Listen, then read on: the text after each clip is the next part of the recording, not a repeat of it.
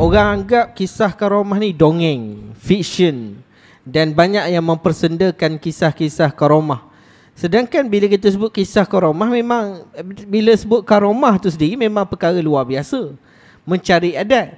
Jadi apa pandangan doktor apabila kisah-kisah karamah dipersendakan sedemikian? Dia tidak faham akidah. Akidah ni apa?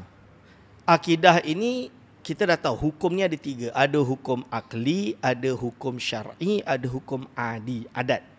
Hukum adat ni apa? Perkara yang ditetapkan oleh sunnatullah lah, lebih kurang macam itulah. Yang nama ada graviti, kan? Yang namanya benda yang kulit kita halus tusuk dengan jarum berdarah, contohnya berdarah. Ini adalah benda-benda adat. So ada perkara yang mencari adat, ada. Contoh dia, api kena kertas tak terbakar. Api kena Saidina Ibrahim tak terbakar. Contoh dia. Kan? Nabi Isa alaihissalam boleh menyembuhkan orang yang buta. Boleh menyembuhkan orang yang leprosy dan macam-macam. Ini adalah perkara mencari adat.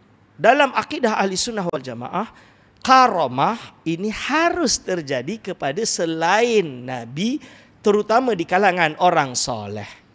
Ada yang kata, Ustaz, kalau diusahakan tak boleh. Itu tak, dia tak mengaji akidah lagi. Dalam sanusiat tidak mensyaratkan boleh belajar, tak boleh belajar. Dia kata tak. Yang penting kalau berlaku pada rajulun soleh, orang soleh, kan? Orang soleh, dan selain daripada berlaku kepada orang soleh tersebut, dia tidak mengaku kenabian. Justru kalau berlaku karamah itu menunjukkan ketawaduan dia lebih, adalah dia membawa kepada mendekatkan diri kepada Allah lebih. Sebab kadang-kadang berlaku sengaja atau tidak sengaja, ini harus berlaku. Jadi kalau harus berlaku perkara yang mencari adat, so apa masalah? Ini bukan karut tak karut. Contoh kisah jangan salafus saleh, Sayyidina Umar saja. Dalam hadis sahih Bukhari, kisah Sayyidina Umar bin Khattab di zaman dia. Dia tinggal dekat Madinah. Di Nashwan atau Nashwat tu, kan, di Parsi lah, ada Sayyidina Sariyah. Sariyah ni seorang sahabat, general pada waktu itu, berperang melawan Parsi. So pada waktu itu ada gunung, dia dekat bawah. Bagaimana Sayyidina Umar bin Khattab boleh melihat, dia di Madinah boleh tengok apa yang berlaku di Parsi, dan Sayyidina Umar bukan hanya tahu, dia boleh jerit lah tu. Al-Jabal Sariyah Al-Jabal.